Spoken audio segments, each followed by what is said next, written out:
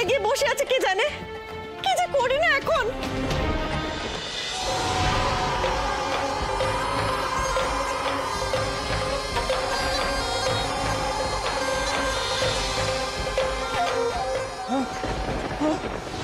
কি হচ্ছে আমার সাথে? ডুবে যাচ্ছে কেন? আমি ডুবে যাচ্ছি কেন? কেউ বাঁচাও আমাকে! কেউ আমাকে বাঁচাও, আমি ডুবে যাচ্ছি!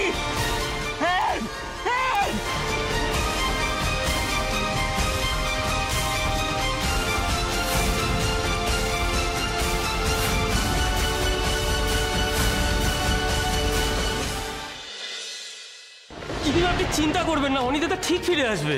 মানিক, মানিক একটু তুই দেবীকে ডেকে নিয়ে আয় তো। দেবী মনে হয় ওর ঘরেই আছে, তাড়াতাড়ি যা। মামি ঠাম্মি, দেবী দিদি ঘরে নেই। কতক্ষণ ধরে খুঁজছি, দেবী দিদি ছাদেও নেই। কি কি বলছিস কি? দেবী ঘরে নেই, দেবী ছাদে নেই, এই ভর সন্ধ্যেবেলা, তবে মেয়েটা গেল কোথায়? কি কি করে? কলির মা, ও কলির মা, একটু তাড়াতাড়ি এসো না গো। ও কলির মা, কি হয়েছে গিন্নিমা? দেবী কোথায় গেছে? কিছু বলে গেছে তোমাকে?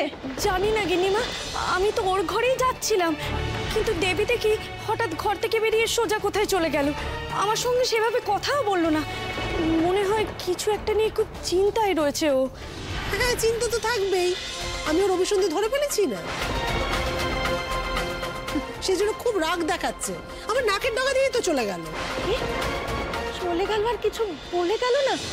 আশ্চর্য, অনিও রাগ করে চলে গেল, দেবীও কাউকে কিছু না বলে চলে গেল। না না না না না, আমার আমার আমার কেমন যেন মনে হচ্ছে, কিছু একটা গোলমাল আছে।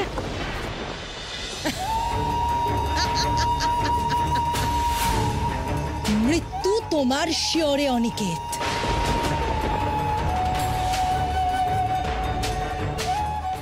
আমি তোমার জন্য যে মরণ ফাঁদ পেতেছি, সেটাতে তুমি একটু একটু করে ডুবতে থাকবে, আর এই জনমানবহীন স্থানে তোমার আত্মচিৎকার কেউ শুনতে পাবে না।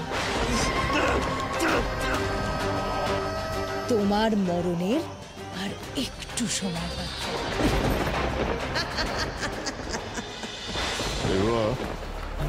ওই হারান মাঝির জমিটা পেলে না আমাদের সুবিধে হতো। ওরা খুব গরিব দাদা। ছোট মামা, তুমি চিন্তা করো না মামা, আমি কালকেই হারান মাঝির সঙ্গে কথা বলে ওকে রাজি করাচ্ছি। এই তো তোমরা চলে এসেছো, ভালোই হচ্ছে।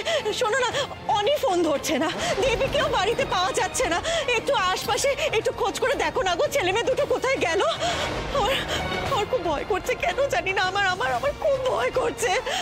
ছেলেটা গেল কোথায়?